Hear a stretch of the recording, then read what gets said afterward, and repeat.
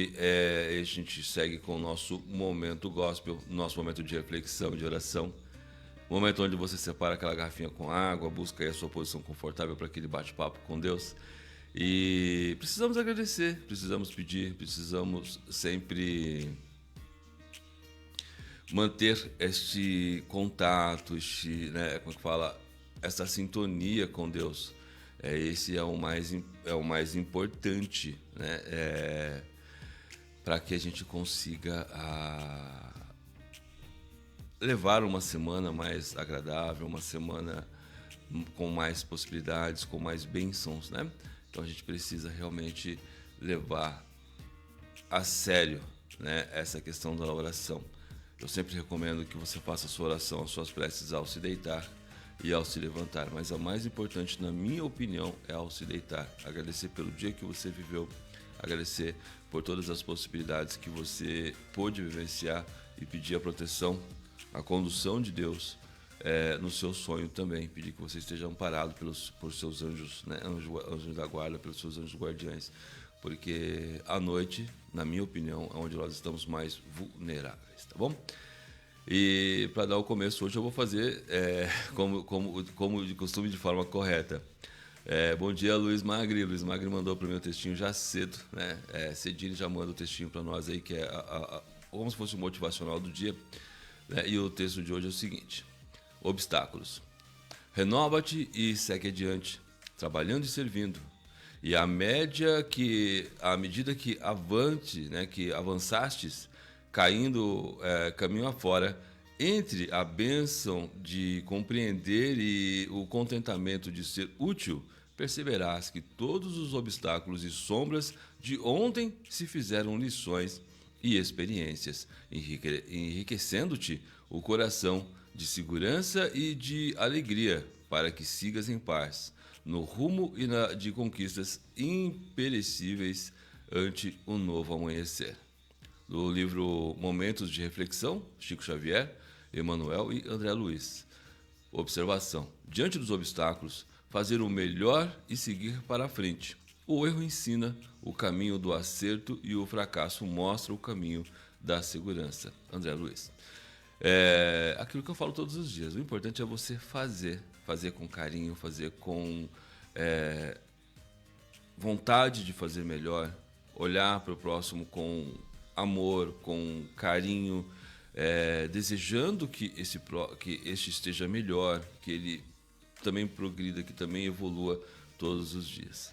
Tá bom? Então, este é o objetivo de levar uma palavra boa, o objetivo de você trabalhar todos os dias superando os obstáculos. Como eu sempre falo aqui, né? Agradecemos a Deus por todos os obstáculos já superados, porque o obstáculo, ele nos faz realmente mais conhecedores das situações. Você agrega conhecimento, né? Você agrega sabedoria e a humildade. Acho que o mais importante é você aprender a agregar a humildade na sua caminhada, para que você realmente evolua, progrida e caminhe sempre na direção de Deus. Quando nós nascemos e nós estamos sempre um passo mais longe do berço e um passo mais próximo da nossa sepultura. Como é que você vai trilhar este caminho? Ele é curto, viu? Parece que é longo, mas não é não. Como eu vi outro dia um filósofo falando, ele fazendo um comparativo, eu achei muito interessante. Em média, nós temos 80 anos de vida. Em média. Em média, é 80 anos de vida. Tem uns que vão viver 60, outros 70, 80, 90. Né? Nós temos aí a gente vê histórias aí de pessoas que ultrapassaram 100 anos de idade. Eu acho, nossa, fantástico. É muita história para contar. Né? Nós precisamos aprender a valorizar mais os nossos idosos. Né? Eu acho que uma coisa que, inclusive, acho que eu vou começar a fazer. Já fiz algumas vezes, acho que eu preciso voltar a fazer. Eu preciso me entrosar aqui. E nas casas, nos asilos, por exemplo, né? E conhecer a história das pessoas que estão lá, conhecer as experiências, conhecer aquilo que essas pessoas já vivenciaram, que podem passar para nós como experiências, como histórias. Algumas histórias para você pode parecer boba, né? Mas para eles é muito importante, faz toda a diferença. Então você pode pode, né, trabalhar isso também. É um ato de caridade, ir lá fazer uma visita, conhecer a instituição, ver como é que funciona, levar uma palavra amiga, um abraço. É um hábito que acho que nós precisamos adquirir e trabalhar mais. Tá bom? Então, e a gente vai agora com a nossa leitura de hoje, né? Com a nossa programação de hoje, né? Vamos falar aqui, ó, o textinho do livrinho Sinal Verde, né? O livrinho Sinal Verde. Eu fiz uma mudança aqui das pastas, né? E aí eu tô apanhando um pouquinho para chegar aqui na pasta correta aqui, mas já tô achando, já é rapidinho. Né? Então a gente vai hoje acho que é o capítulo 31, deixa eu dar só uma conferidinha, mas acho que é isso mesmo. Não, é o 31, é isso mesmo. Ontem nós falamos sobre auxílios sempre possíveis, né? E hoje nós vamos falar no livrinho Sinal Verde, o capítulo 31, tá? Sobre notas breves. Lembrando que o livrinho Sinal Verde é um livrinho que fala sobre usos e costumes, sobre bons modos, sobre comportamento, sobre como você pode e deve se comportar com relação a situações, às pessoas, como é que você deve agir nas mais variadas situações, de modo a respeitar o próximo, a respeitar a si mesmo, a respeitar a sua família, que é muito importante. Muitas vezes a gente deixa de agir de forma adequada, de forma correta, de respeitar aqueles que nos são caros ao coração, por egoísmo, por orgulho, né? O ego fica muito inflado. Então é muito importante a gente trabalhar aí isso todos os dias. E as notas são o seguinte, capítulo 31, livrinho Sinal Verde, diz assim: não perca tempo, não fuja ao dever, respeite os compromissos, sirva quanto possa, ame intensamente, trabalhe com ardor, quer dizer, realmente se empenhe, ore com fé, fale com bondade, não critique, observe construindo, estude sempre, não se queixe, plante a alegria, semeie a paz. Ajude sem exigências, compreenda e beneficie. Perdoe quaisquer ofensas. Atenda à pontualidade. Conserve a consciência tranquila. Auxilie generosamente. Esqueça o mal. Cultive a sinceridade, aceitando-se como é, acolhendo os outros como os outros são, procurando, porém, fazer sempre o melhor ao seu alcance. Vou repetir. Cultive a sinceridade, aceitando-se como é e acolhendo os outros como os outros o são, procurando, porém, fazer sempre o melhor ao seu alcance. Tá? Só esse finalzinho aqui, ele já dá um textão, que já daria pra gente falar, olha, mas esse aqui é o princípio. Quer dizer, você cultivar a sinceridade, seja sempre sincero. Eu costumo dizer, e eu ensinei aos meus filhos, se eles não aprenderam, foi por teimosia, mas assim, seja sempre sincero. Se prejudique, entre aspas, né, por uma verdade, mas não tente levar vantagem através de uma mentira. Nunca. Isso não vai te beneficiar, isso não vai te ajudar, isso não vai te favorecer. Então, seja sempre uma pessoa correta, coerente e honesta, para que você realmente consiga ter a consciência tranquila em tudo aquilo que você faz. Para que você realmente consiga levar palavras que agreguem as pessoas, para que você tenha a sinceridade naquilo que você fala. Porque muitas vezes a gente fala muito a respeito de como é que eu vou cobrar de alguém que haja de determinada maneira comigo se eu não ajo de forma igual, né? Então isso é muito importante. Olha, eu vou dar uma rabiscada rapidinho aqui, ó. Quanto ao não perca tempo, Quer dizer, realmente não fica enrolando para fazer as coisas. É muito comum. A gente, daqui a pouco eu faço. Nós temos aí uma procrastinação feroz, né? Ah, não, depois eu faço. Ah, daqui a pouco eu vou dar um jeitinho nisso. Não, calma, né? As mulheres e os maridos aí, os companheiros que sabem bem disso, né? Oh, a lâmpada está queimada. Poxa vida, amor, mas já tem só 3 meses que você está me avisando isso. Calma, uma hora eu vou arrumar. Né? Quer dizer, é um exemplo, é uma sátira, mas é bem comum isso, essa reclamação. Mas isso não serve só para dentro de casa, não. Isso serve para todas as situações, no seu trabalho, né? Como é que você vai se portar, né? Com relação ao seu trabalho. Poxa vida, a luz está acesa? Apaga. Né? Você vai sair do ambiente, apaga a luz. Você tirou do lugar? Coloca no lugar. Viu que está fora do lugar? Não custa nada colocar no lugar. Se todo mundo faz assim, o ambiente se torna um ambiente mais aprazível, mais agradável, todo mundo convive bem. Né?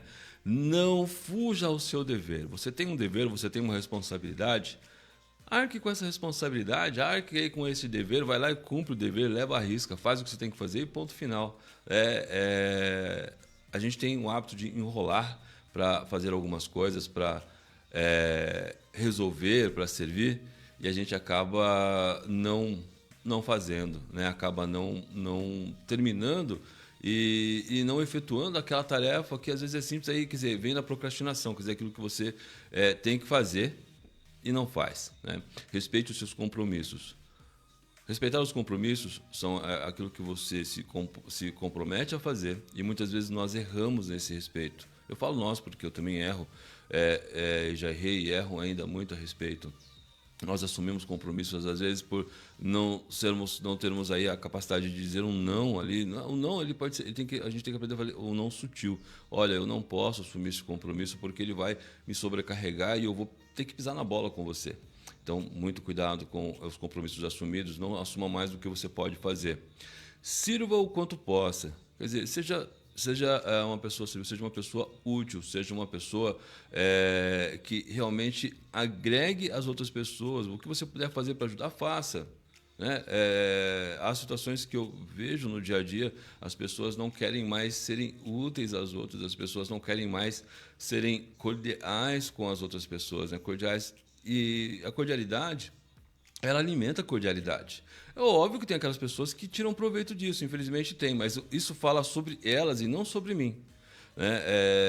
Certa feita, numa conversa com os meus filhos, meu filho me questionou a esse respeito. Eu falei, filho, mas o que eu faço fala de mim, é o que eu sou.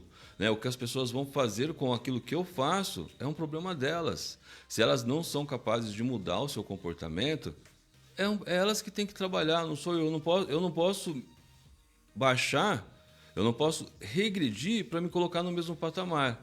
Eu tenho que trabalhar para que essas pessoas progridam, para que elas venham a um patamar elevado e que eu também progrida para que eu vá a um patamar tão elevado quanto a de outras pessoas. O patamar que eu me refiro é o patamar de sinceridade, o patamar de responsabilidade, como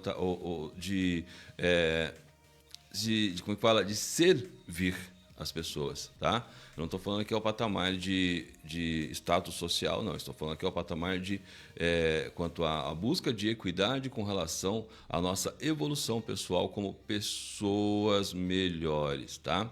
Então, sirva o quanto possa, ame intensamente, quer dizer, ame de verdade, seja uma pessoa sincera. E o amar aqui não está se referindo ao amor cônjuge, ao amor parceiros, né? Amor pessoas, amar o seu filho, amar o seu próximo, amar o seu irmão, amar o seu amigo, né? Ame intensamente, isso é o amar intensamente, tá? Trabalhe com ardor, quer dizer, trabalhe de verdade, faça a sua obrigação, faça a sua tarefa, realmente cumpra. Orar, né? Orar, ore com fé, quer dizer, acredite naquilo que você está fazendo. A fé, ela está muito relacionada àquilo que você acredita, aquilo que você busca, né? E agora até tenho ouvido alguns comentários, alguns palestrantes falando assim, a fé, na verdade, ela tem que ser algo que você acredita, né? Algo que você tem certeza, não algo que você acha que é. Então, quando você acredita, quando você realmente tem certeza, você vai orar sabendo que alguém está te ouvindo. E aí você vai orar com muito mais fervor. Falar com bondade. Nós convivemos com pessoas constantemente, né? Algumas um tanto agressivas no tom de falar. Eu até costumo puxar a orelha das pessoas nesse sentido. como você falou em tal situação, como que você cobrou tal situação, como que você agiu em tal situação, entendeu? É muito importante que você tenha em seu coração o hábito constante de falar com bondade, com todas as pessoas, dentro da sua casa e fora de casa também. Porque tem pessoas que fora de casa são uma coisa, dentro de casa são outra. Fora de casa é um amor de pessoa e dentro de casa, né, maltrata o companheiro, a companheira, os filhos, né, os pais, os irmãos. Tem que ser igual, viu? Em todo lugar. Sempre agir com bondade, tá? Falar com bondade. Cuidado com as críticas. Falo quase todos os dias aqui, né? Quase todos os dias a gente tem aqui um tema com essa questão das críticas. Cuidado com criticar. O criticar, normalmente você estará falando mal de alguém que não está presente ao ambiente. Já começa aí a covardia, né? Não está no ambiente, você vai falar mal, você vai criticar, você vai, quer dizer, vai estar falando de uma pessoa que não está ali para se defender. E qual é a energia que você está alimentando com relação a isso, né? Quando você precisar fazer uma observação, observe construindo. Aí, muito cuidado, viu? Cuidado com a história assim, é uma crítica construtiva. Não. Para, que normalmente não é uma crítica construtiva. Na maioria das vezes, é uma crítica que é destrutiva. Usamos esse pretexto do construtivo muitas vezes para dizer que estamos fazendo uma crítica construtiva, mas é só para poder maquiar a nossa vontade, o nosso desejo de destruir e de falar mal, quer dizer, de dar uma cutucada na outra pessoa. Muito cuidado com isso, tá? Cuidado com as queixas, ficar se queixando constantemente não é bom, não é agradável. Cuidado, não se queixe, né? Guarda para você. Vai estar precisando se queixar? Procura um psicólogo, conversa, ou um terapeuta, conversa com ele, coloca o que está acontecendo para que ele te ajude a entender o que você está passando, tá bom? Então, vamos semear a alegria, vamos plantar a alegria, a paz, ajudar sem cobrança, sem exigências, compreender e beneficiar ao próximo o máximo que nós podemos e atender à pontualidade, quer dizer, sermos pontuais com as nossas situações e conservar, então, a nossa consciência tranquila, tá? E outra aqui que é bem interessante, esqueçam o mal. Esse não é fácil, né? Quando a gente é cutucado, meu Deus do céu. Como é difícil da gente trabalhar isso. Quando a gente é cutucado, a gente fica guardando, a gente fica alimentando aquilo por um tempão, né? A gente toma um copo de veneno e quer que a outra pessoa morra de qualquer jeito, né? E aí não é legal. Não é legal mesmo, tá? Bom, no Evangelho, segundo o Espiritismo, tá? É onde eu estou fazendo a prece atualmente, né? E hoje, a prece é de número 77, a parte das preces é do capítulo 28. Né? Dentro do capítulo 28 é o capítulo 28, capítulo 5, e aí segue aqui, né, é o tema 5, acho que seria mais fácil de colocar. E aqui fala sobre prece pelos doentes e obsedados. O primeiro tema aqui, o 77, fala pelos doentes. As doenças fazem parte das nossas provas e também das vicissitudes da vida terrena. Elas são inerentes à forma grosseira de nossa natureza material e à inferioridade do mundo em que oramos. No caso, moramos. Faltou uma letra aqui. As paixões e os excessos de todo tipo semeiam em nós os germes maus, muitas vezes hereditários. Nos mundos mais avançados, física e moralmente, o organismo humano, mais depurado e menos material, não está sujeito às mesmas enfermidades e o corpo não é minado secretamente pelas devastações, né, pela devastação das paixões. Tem aqui no capítulo 3º, né, no número 9, fala a respeito. É preciso, então, resignar-se a sofrer as consequências do meio no qual nos coloca a nossa inferioridade até que mereçamos mudar daqui. Até que mereçamos mudar, sair desse ambiente. Isso não nos deve impedir, mesmo aguardando, de fazer o que estiver ao nosso alcance para melhorar a nossa posição atual. Mas se, apesar de nossos esforços, não conseguirmos superá-los, o Espiritismo ou as doutrinas, como eu disse aqui, meu objetivo não é levar para você a minha doutrina, mas sim falar a respeito, nos ensina a suportar com resignação nossos males passageiros. Se Deus não quisesse que os sofrimentos materiais fossem amenizados ou curados em certos casos, Ele não teria colocado os meios de cura à nossa disposição. Sua atenção previdente com relação a isto, dando-nos o instinto de conservação, indica que é nosso dever buscá-los e aplicá-los. Ao lado da medicação comum, elaborada pela ciência, o magnetismo nos revelou o poder da ação fluídica. Depois, o Espiritismo veio nos mostrar uma força através da mediunidade curadora e da influência da prece. Você pode ver a notícia sobre a mediunidade de cura no número 81. Tá? Antes de eu seguir aqui para o próximo, que seria o 78, eu vou fazer alguns comentários, porque senão vai ficar muita coisa para me falar de uma vez só. Primeiro ponto, aqui a gente fala sobre o Espiritismo, nos ensina a suportar, porque nós falamos muito dentro da nossa doutrina sobre a resignação.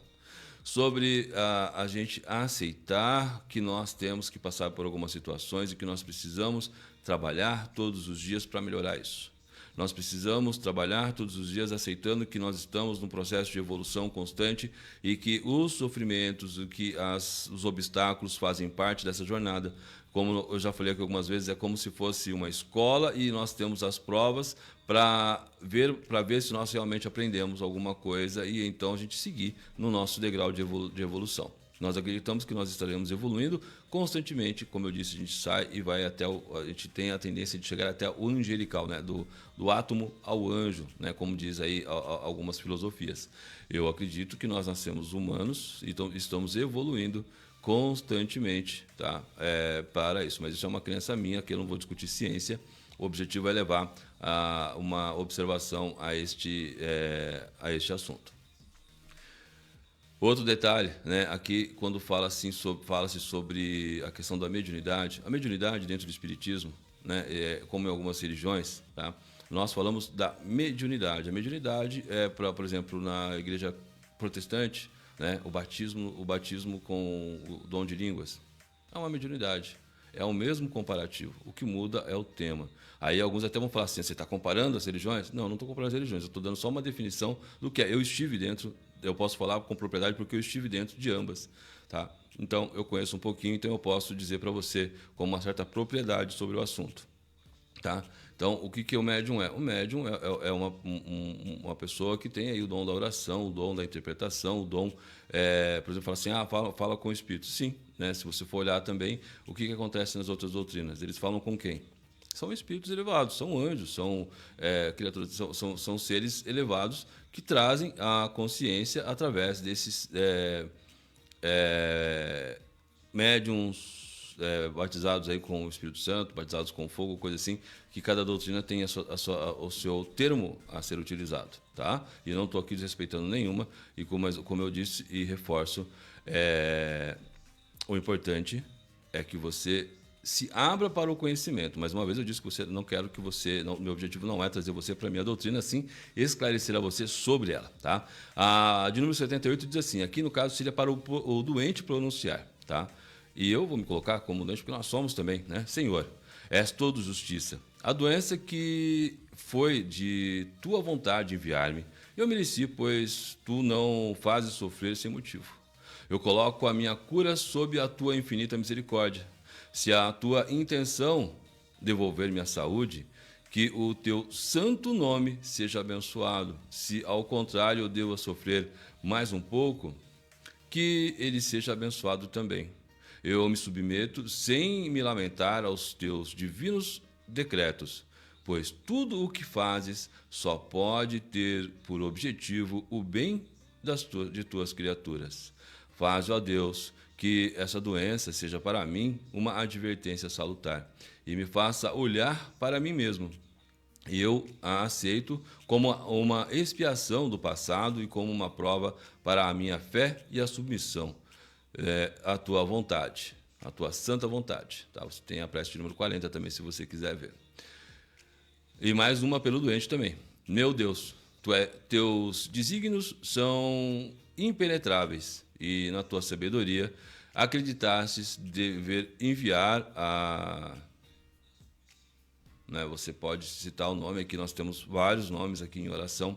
Uma doença. Volta para este, eu te suplico, um olhar de compaixão sobre o seu sofrimento e permita conceder-lhe um fim aos seus sofrimentos. Bons espíritos, ministros do Todo-Poderoso, secundai, eu vos suplico, o meu desejo de aliviá-lo. Dirige o meu pensamento para que este possa derramar um bálsamo salutar sobre o seu corpo e a consolação para a sua alma. Inspirai-lhe a paciência e a submissão à vontade de Deus. Dai-lhe forças para suportar as suas dores com resignação cristã, para que ele não perca o fruto desta prova. A prece de número 57, que nós já fizemos, também fala a esse respeito. E agora, para finalizar, diz o seguinte: meu Deus, se quiser servir de mim, que mesmo indigno sendo, poderei curar este sofrimento, se tal for a tua vontade, pois eu tenho a fé em ti, e sem ti nada sou. Permite que os bons espíritos me impregnem com um fluido salutar, para que eu possa transmitir a este doente e desvia de mim todo o pensamento de orgulho e egoísmo que possa alterar esta pureza. Que assim seja. Tá? No próximo a gente vai falar sobre pelos obsedados. Sempre falo aqui a respeito o quanto é importante a prece, tá?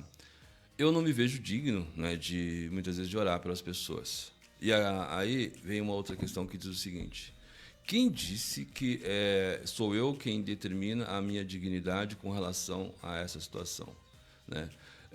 Um outro detalhe também que muitas pessoas confundem, né?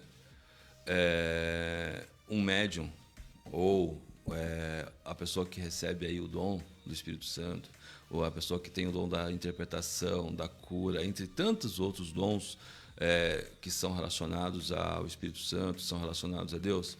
Quem diz que essa pessoa ela tem um mérito para isso? Na verdade, na nossa visão, essa pessoa tem uma dívida e ela, para pagar esta dívida, ela se comprometeu a ser ferramenta, ser instrumento da espiritualidade para levar as outras pessoas, né, a oração, a palavra amiga, né, a intercessão com relação ao pedido de cura, ao pedido de transformação. Tá? Então, uma das coisas que precisa ficar muito clara é mediunidade, né, em todas as vertentes dela, tá? Não é um dom por mérito, é um dom por dívida, tá? Então, quer dizer, é uma dívida que nós adquirimos e que nós temos que responder. Então, e tem muitas pessoas que nem têm ideia de quão médium ou de quão espiritualizados a este respeito são, e a importância para essas pessoas de fazer a oração, de fazer a prece e de levar o atendimento às outras pessoas. Bom, antes de seguir aqui, se pedem as nossas preces aqui, eu peço né, a gente vai colocar aqui a Cineira Conceição da Silva, ela já é falecida, tá?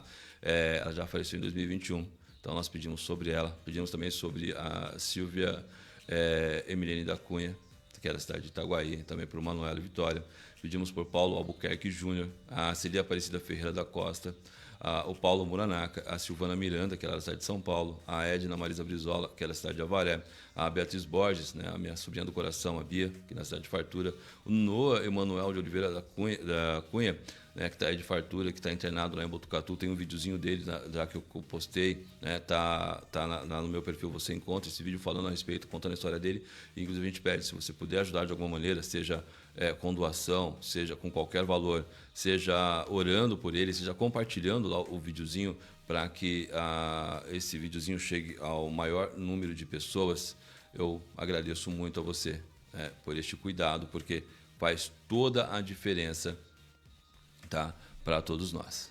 E vamos à nossa oração. Senhor, mais uma vez na sua presença, e agradecemos a Deus por todas as bênçãos, por todas as oportunidades, pelo pão de cada dia, pelo alimento que se coloca à nossa mesa. Muito obrigado, Senhor.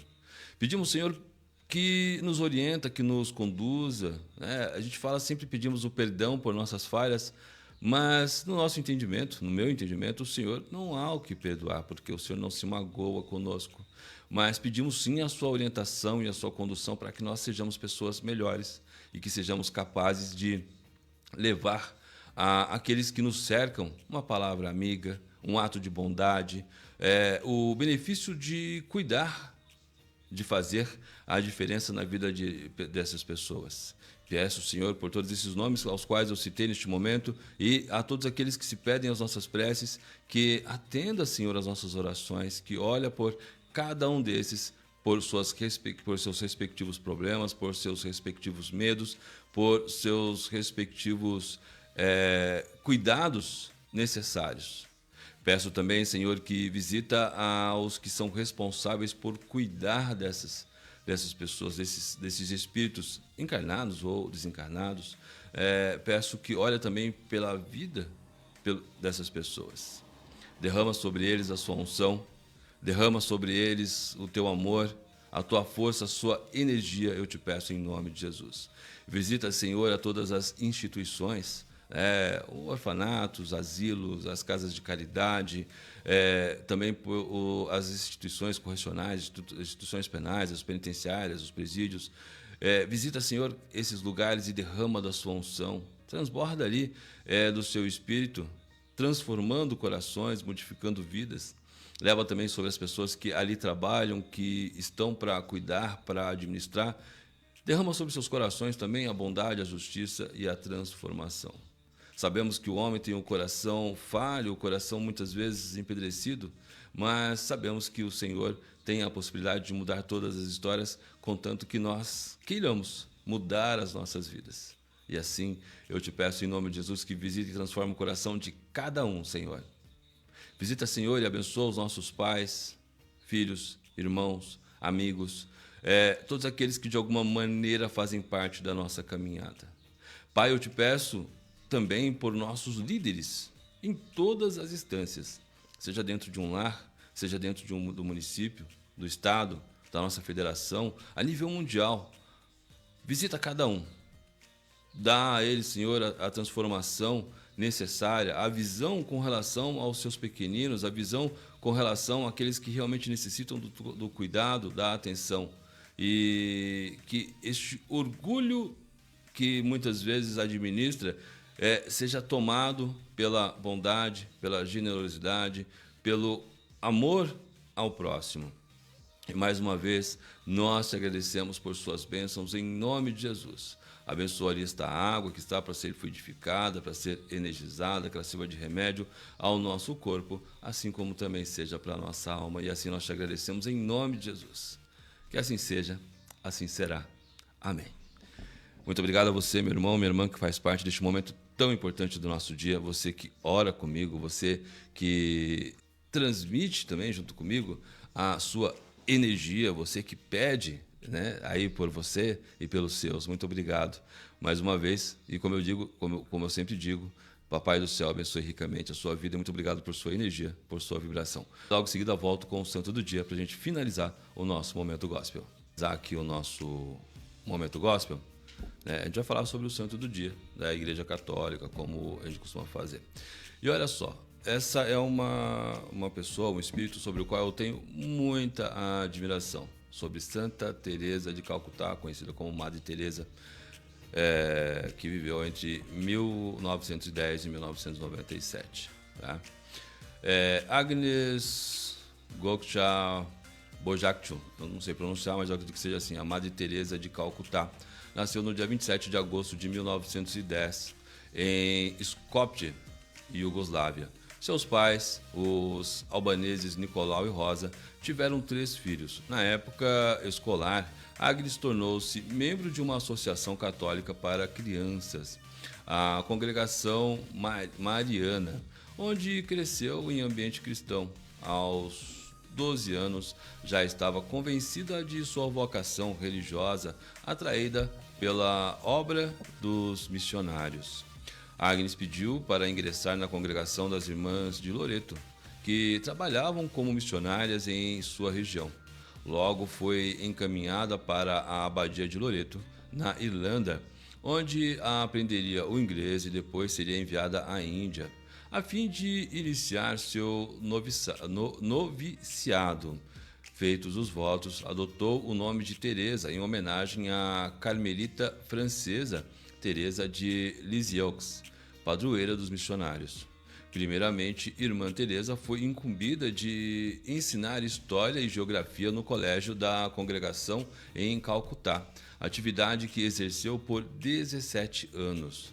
Cercada de crianças, filhas das melhores famílias de Calcutá, impressionava-se com o que via quando saía à rua: pobreza generalizada, crianças e velhos moribundos e abandonados, pessoas doentes sem a quem recorrer.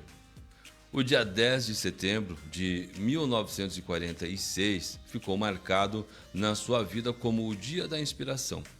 Numa viagem de trem ao noviciado do Himalaia, percebeu que deveria dedicar toda a sua existência aos mais pobres e excluídos, deixando o conforto do colégio da congregação.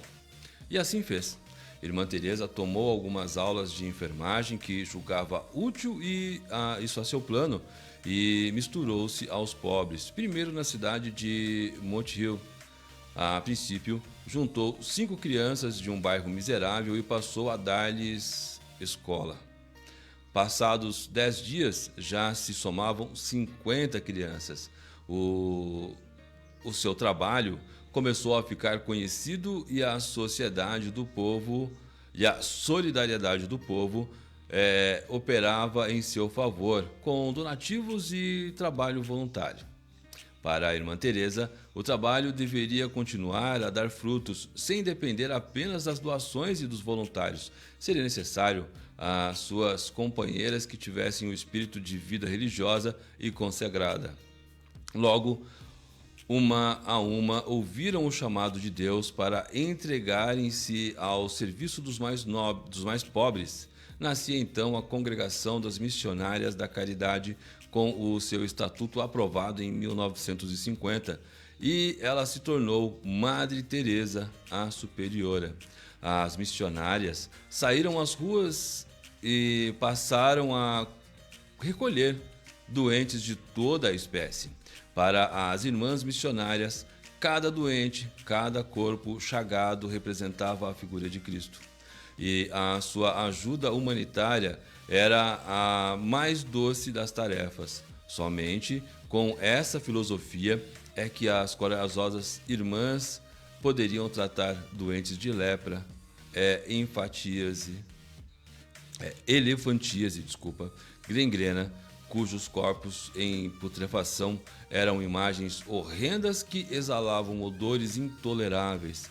Todos eles tinham lugar, comida, higiene e um recanto para repousar junto às missionárias. Reconhecido universalmente, o trabalho de Madre Teresa rendeu-lhe um Prêmio Nobel da Paz, isso em 1979. Este foi um dos muitos prêmios recebidos pela religiosa devido ao seu trabalho humanitário. Neste período, sua obra já se havia espalhado pela Ásia, Europa, África, Oceania e Américas. No dia 5 de setembro de 1997, Madre Teresa veio a falecer na Índia. A comoção foi mundial. Uma fila de quilômetros formou-se durante dias a fio diante da igreja de São Tomé, em Calcutá, onde o seu corpo estava sendo velado. Ao fim de uma semana, o corpo de Madre foi trasladado e isso ao estádio Netai, onde o cardeal Ângelo Sodano, secretário de Estado do Vaticano, celebrou a missa de corpo presente. Em 2003, o Papa João Paulo II, seu amigo pessoal, ao comentar o jubileu de prata do seu pontificado, beatificou Madre Teresa de Calcutá, reconhecida mundialmente como a mãe dos pobres. Na emocionante solenidade, o sumo pontífice disse: "Segue viva em minha memória sua diminuta figura, dobrada por uma existência transcorrida e a serviço dos mais pobres entre os mais pobres, porém sempre carregada de uma inesgotável energia interior, a energia do amor de Cristo. Madre Teresa foi canonizada no dia 4 de setembro de 2016 pelo Papa Francisco. Tá? Então é uma pessoa admirável, né? Um espírito de luz, aí, um ser fantástico que realmente trabalhou pela humanidade, trabalhou pelos pobres e sem ficar aí com conceitos e preceitos. Né? É um espírito que realmente merece aí as nossas preces e os nossos agradecimentos, né? O nosso Momento Gospel vai ficando por aqui.